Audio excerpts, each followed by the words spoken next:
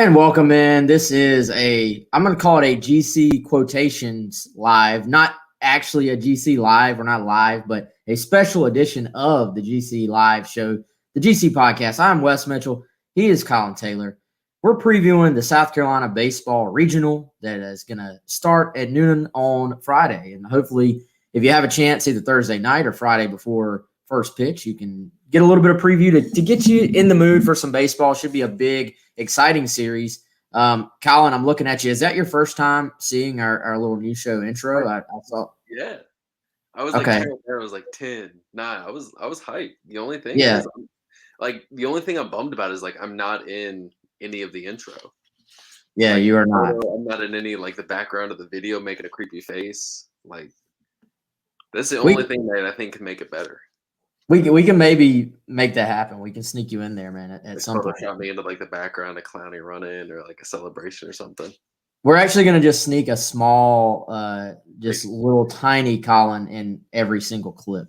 I like that. That's even better. People will have to find it. But again, this is GC Live. We're presented by Clint Hammond of the Mortgage Network, ClintHammond.com, 803-771-6933. Our good friend Clint Hammond, his MLS number is 71597. Apparently, I'm supposed to say that for every ad. 803-771-6933 or chammond@mortgagenetwork.com. He's our presenting sponsor. Good friend, big Gamecock, and a Gamecock Central subscriber as well. So go support Clint like he supports us. Collyn, I will say this. Maybe I'm going to start with a homer statement, but I firmly believe this, man. The NCAA baseball tournament is better when the Gamecocks are in it. And I think if you are someone in this state, if you're in the Palmetto State, if you covered South Carolina, or if you're a Gamecock fan, certainly out there, you almost took it for granted for a while that South Carolina was going to be in the tournament every year. Now, some years, you might be hosting. Some years you might be a national seed and, you're hosting through the Super. Some years you might be a 2 seed. But there was a stretch where you were going to be in the postseason. It was happening. It was done. The last, 5 or 6 years, it's sort of been, there's been some back and forth. Some years you're in, some years you're not. South Carolina back in it. A weird path to hosting. But even as the 2 seed here, if you're South Carolina, you'll take it all day long, man. You survived this massive, just ridiculously tough schedule. And now you're here. You're a 2 seed, but you're at Founders Park. I'm expecting a true college baseball, traditional college baseball atmosphere, a pre-COVID type atmosphere. And as a sports fan, I'm excited for that part of it, Collyn.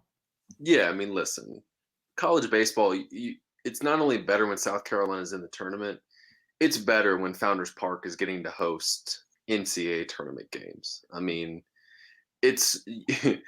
I think fans have learned to not take hosting and having tournament games at Founders Park for granted over the last 10 years. Well, goodness, probably 7 or 8 now after, not getting to host for a while. But however you do it, you've gotten to host, and that's the fun of it. I'm expecting 5, 6, 7, maybe even a full house at noon on a Friday. It's just going to be a lot of fun in what's going to be just an absolutely well-rounded, wide open regional where you just don't know what's going to happen. It's 4 really good baseball teams, 3 teams who I think have a legit case to win it. And it's just going to be so much fun, and I cannot wait and get to cover.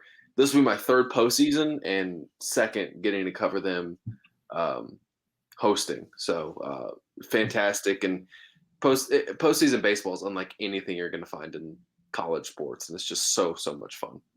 So South Carolina has the draw of in their regional. You got Old Dominion as the 1, South Carolina the 2, of course, Virginia the 3, Jacksonville. A little bit of a Cinderella story here. They win their tournament, get in. They're 16-32 overall, but you do what you have to do in your conference's postseason tournament. You can find a way. They did that, so they're riding a high. Great story, great experience for them. I'm sure to get to play in the NCAA tournament. But South Carolina, as we said, it's a nooner at Friday. Look, that's a little bit weird. It seems like most of the time South Carolina's hosting. They're the 1. they picked the night game, it seems like. I guess I saw Kingston said part of this is that TV wanted to be able to put South Carolina on national TV as opposed to one of the streaming channels. So that one goes to noon. South Carolina's going to go ahead and by Friday night, by tomorrow night, as we're recording this on Thursday, they're going to either be feeling really good or they're going to know they have a long path to win this thing. So you're getting it out of the way right off the bat. And speaking of getting it out of the way, let's get this out of the way. Was there anything newsy, anything breaking? Mark Kingston spoke to the media. This was the final sort of little. They do these official press conferences before these regionals start. What did Kingston have to say? Obviously, I think something South Carolina fans are probably interested in is the latest injury report. What can you tell us about George Khalil, about Brendan Malone, just the guys that have been dealing with some nagging injuries the last couple of weeks? Yeah, Mark Kingston said that he anticipates them being able to play and being able to have an impact on this regional. They've passed all their medical tests. They've been able to do a bunch of different stuff as they've geared up for it. So I would anticipate not only Brennan Malone, who's dealing with a hamstring, George Khalil, who's dealing with an oblique, but Brandon Wimmer, who's dealt with they've given it the hockey designation. It's a lower body injury with Braylon Wimmer. He's played through it, but he's back to at least as close to healthy as you can get this time of year. And all three guys should be good to go for this weekend. And all the pitchers are rested up and ready to go as well after getting some time off. Yeah, and Collyn, they've had some guys obviously who had to take some time off, but they've had some guys who have gutted it out and showed some toughness and played through injuries. I mean, I was at that final Tennessee game, final regular season game of the year, and Wimmer is out there just completely gutting it out, diving all over the place, hustling for balls, despite not really being able to walk without a limp on that lower body injury, as you deemed it.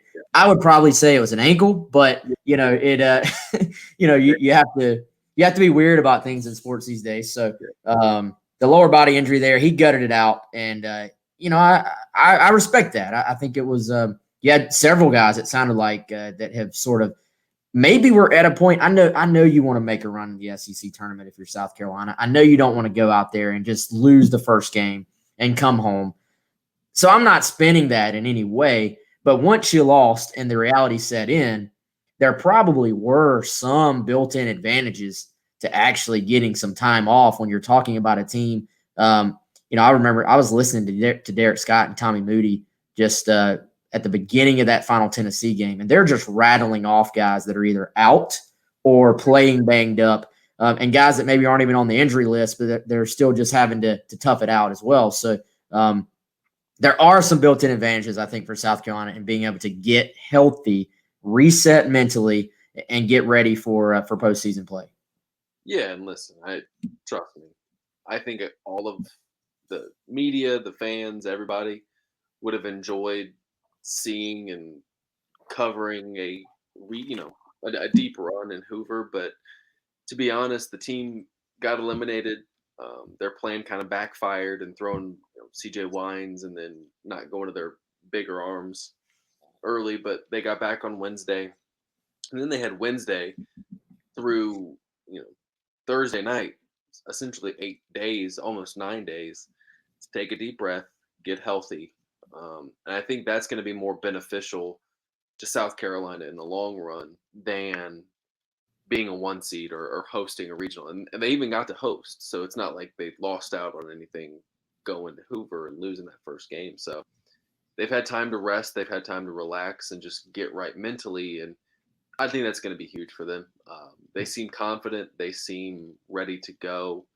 And I don't think that there's an intrinsic value to that. There's an intrinsic value to being rested. There's an intrinsic value to being confident, whether that's from a hitter perspective, whether that's from a pitcher perspective, getting to rest his arm. And I think you're going to see a very energetic and healthy, for the first time in a while, South Carolina team.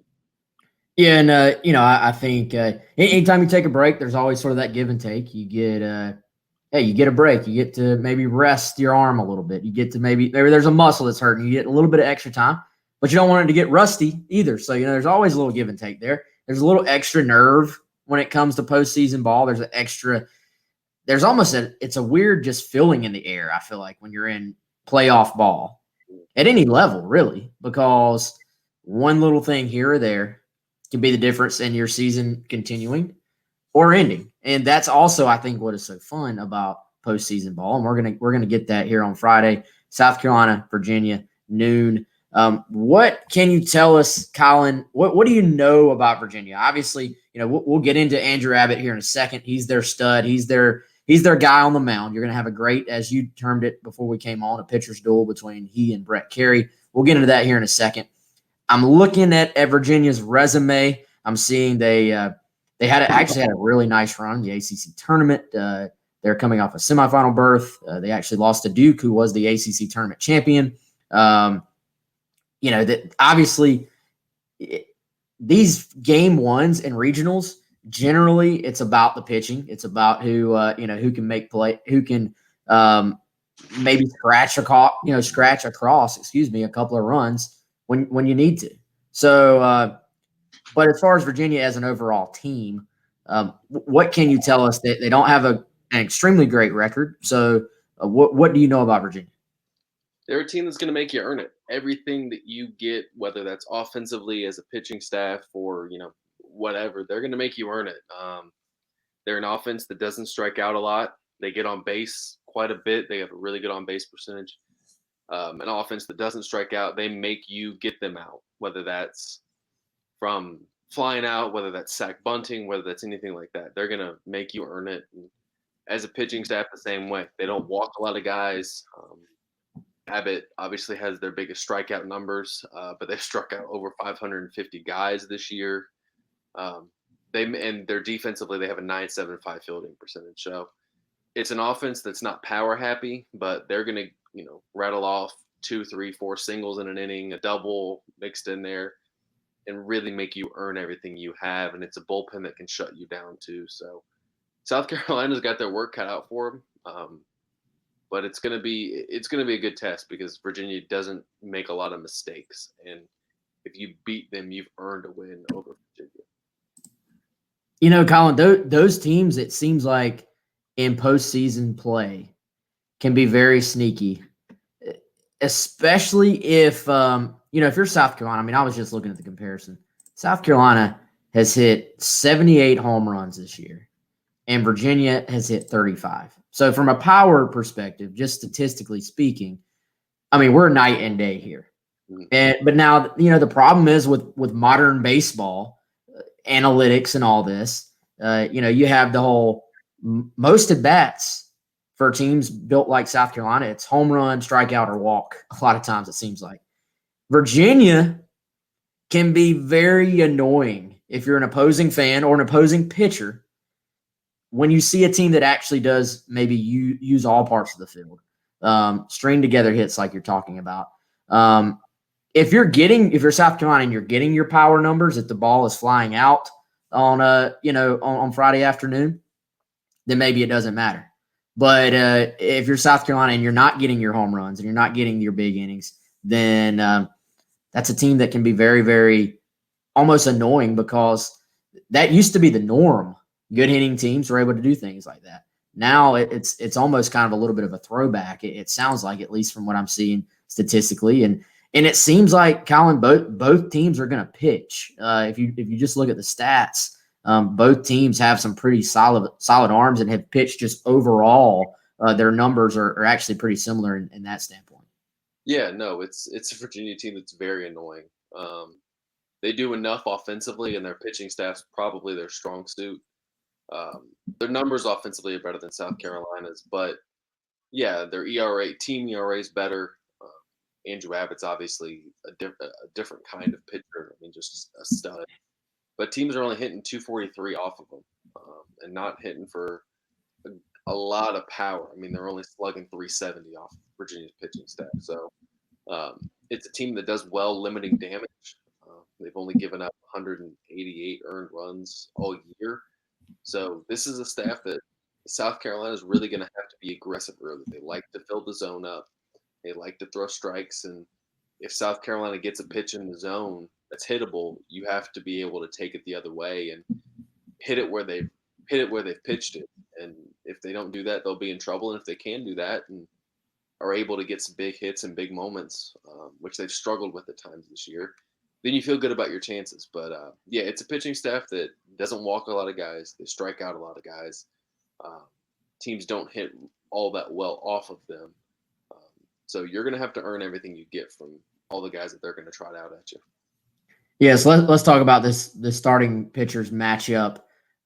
Should be a fun one, man. I think Kingston said, hey, this might be one of the better ones in the country for Friday, and he's probably got a strong case for that. I mean, Brett Carey, I think were you surprised at all that Carey's the guy? I mean, I think it made once, especially when South Carolina exited the SEC tournament, so there was no, this wasn't a scenario where Carey had like just pitched or something and maybe you needed an extra day for him or anything like that. This was a situation where he's rested as the year has gone on. And once they moved him into the starting rotation, I mean, he's been like clearly their best guy.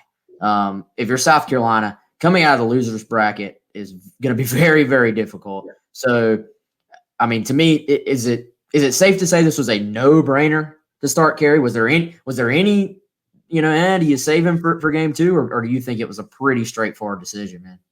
Oh, this was as straightforward comes. I mean, if you're the 1 seed and you're playing Jacksonville, yeah, maybe you make a different decision knowing you have either ODU or Virginia coming up. But the fact that you're playing Virginia, they have Abbott on the mound, they're stud. You almost have to go Brett Carey because he's been so good for you, not only of late once he's been slid into that starting rotation, but just all season. I mean, his performance at Vanderbilt against Mississippi State, Kentucky, and Tennessee, all of it has been fantastic. And yeah, as no-brainer comes, especially knowing your opponent and who they were throwing, especially because Abbott's not. I don't think he's better than Carey, but he's just as dang good. Yeah, and great numbers, man. He's 8-5 this year. 2.63 ERA. He's a lefty. So what can you tell us about him as a pitcher?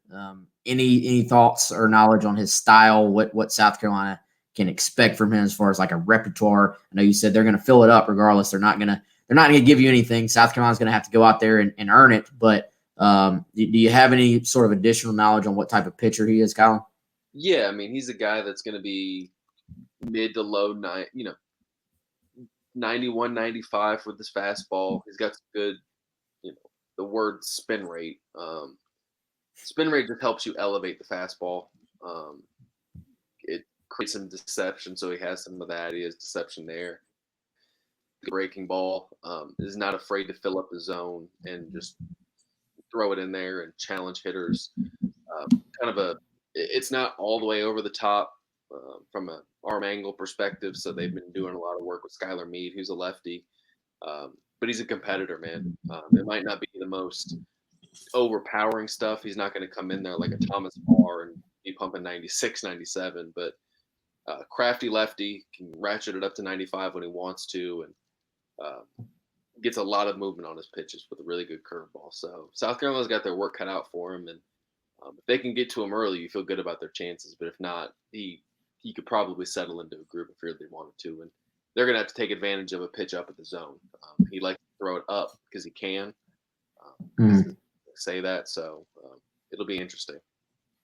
And these Collyn, these game ones and regionals, they're always adventure, man. Like sometimes, I'm sure there's times in the past where South Carolina has cruised through, but even I remember sitting there during the rain delay, the 2010 season, when none of us knew South Carolina was going to go on to win the national championship, and you're losing in your home park as a 1 seed against a 4 seed. And some of that, sometimes there's nerves, but a lot of times it's that regardless of the seeding, you're facing your opponent's dude. You're facing their best guy. So you have to find a way to grind it out. It's not going to be easy. You're not just going to bash the ball all over the field. You've got to take advantage when you have guys in scoring position. You've got to execute, and you got to do it with a little bit of extra nerve, like I said. So the game one, you just have to find a way to grind it out and find a way to win this game. Do you have any keys to victory for South Carolina versus Virginia on Friday?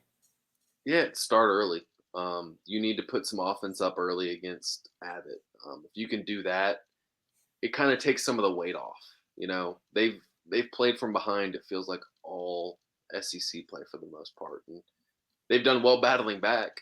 But you don't want to find yourself in a situation where you're down 2 or 3 runs, or even more, to that kind of pitcher. And that's the big issue. If you can get to him early, tag him, then you feel good about your chances. And same with I think South Carolina's given up. They've given up 17 plus 9 is. I'm doing math on the spot here, and I'm a journalist, and that's not a good idea. It's never a good thing. No, I think that 17 plus 9 is 26. They've given up 26 runs over their last 4 games, and the majority of those have come in 3 innings. So they have to be better about limiting big innings. They had like a 7-run inning against Tennessee in Game 1, a 4-run inning against Tennessee in Game 3, a 6-run inning against Alabama. So you have to limit the big innings, and if you can do that, because Virginia is such a momentum-based offense too, and can string together some hits, you can limit them. Give up a single or 2, and not anything else. Then you feel good about your chances. So that's kind of where they are. If they can limit big innings pitching wise and jump on Abbott early, easier said than done on both of those sometimes. But if they can do those 2 things, I feel really good about South Carolina's chances against Virginia. All right, so we're not going to do some big breakdown for Old Dominion versus Jacksonville, but I do think we need to talk about Old Dominion for a second. They are the 1 seed. Yeah. Collyn, it almost feels like, I don't want to say they're like the forgotten team in this thing. They're not, but because South Carolina has a fan base, they're the first opponent is Virginia, so the fans are talking about South Carolina and Virginia. Old Dominion is not some name program. They're not some SEC or ACC opponent. They're pretty good though. Like you can't just that you don't win 42 games. I don't care what level. I don't care opponents. I don't care any of that stuff. You don't win 42 games without being pretty good, pretty talented. So, what can you tell us about this Old Dominion team as far as how they've gotten to the point that they're at? And I know South Carolina can't overlook them. Obviously, they've got to get through this first one first. But as a fan base, don't overlook Old Dominion and just assume South Carolina can beat them, because you're going to get 2 tough tests. If you beat Virginia, you still have a big mountain to climb on Saturday to get completely into that winner's bracket. Yeah, I mean, let's be honest here. I mean, I think Old Dominion is what South Carolina's offense wants to be. They're hitting 311 as a team. Like, as a team, hitting 311 with 101 home runs. 101. I mean, it's insane.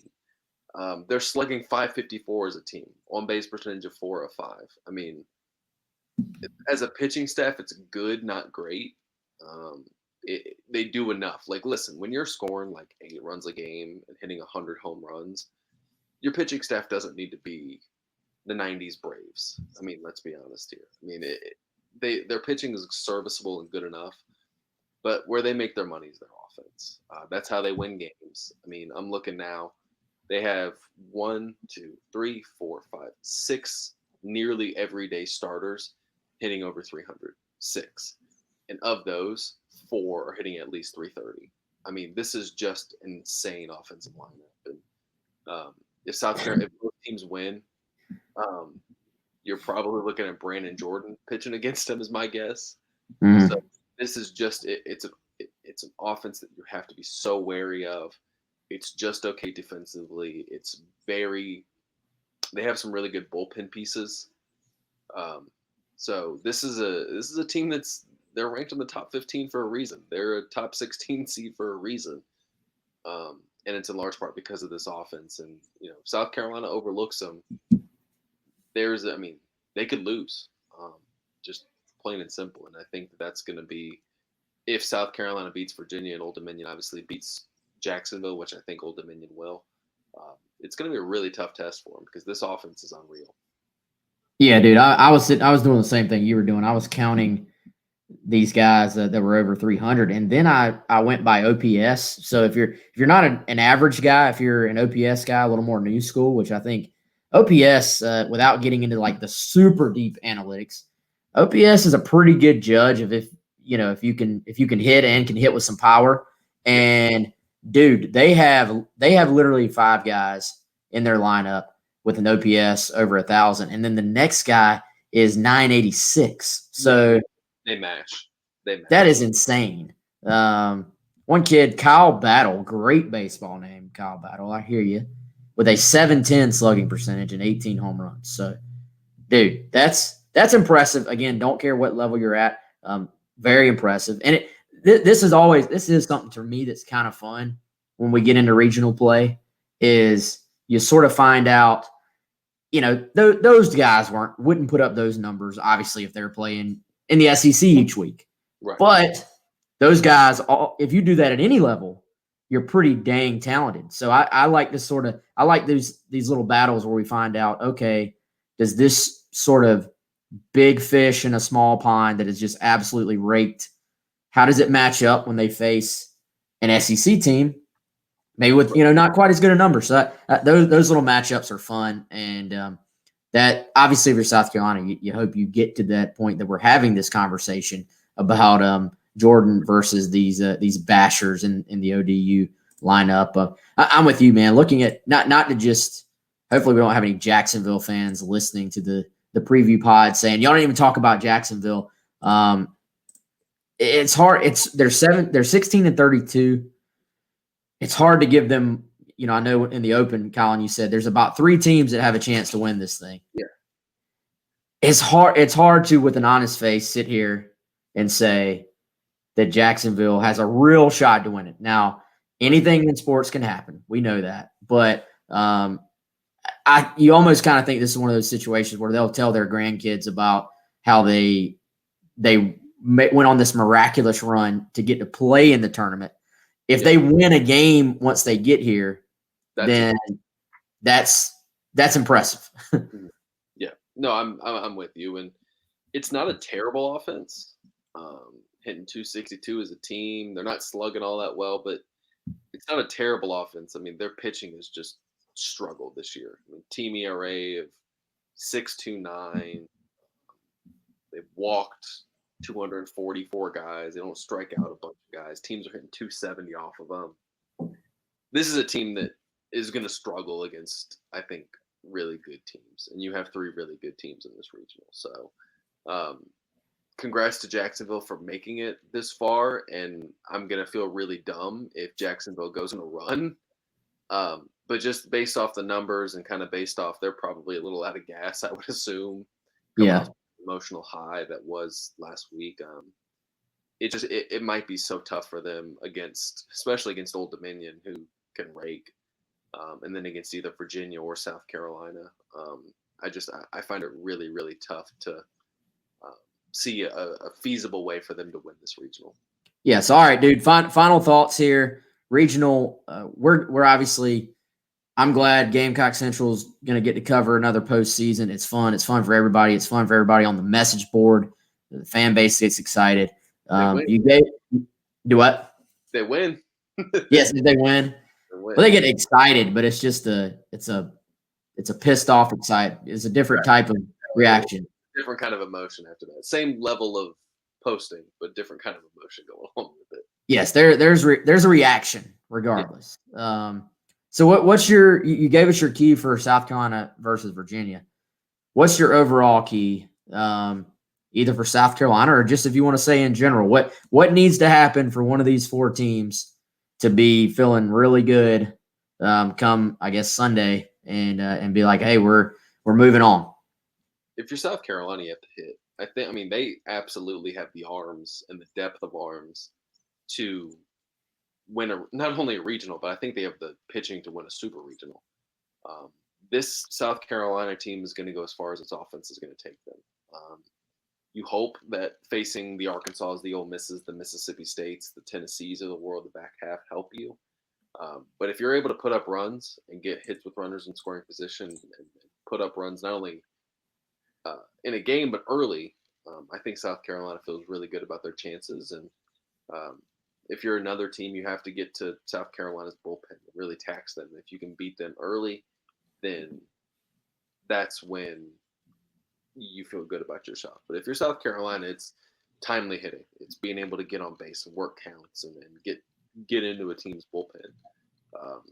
If you want to win this regional, and if you do that in your South Carolina, win your first 2 games. That way you don't have to make a decision. That way Thomas Farr starts for you Sunday night and a chance to go to a super.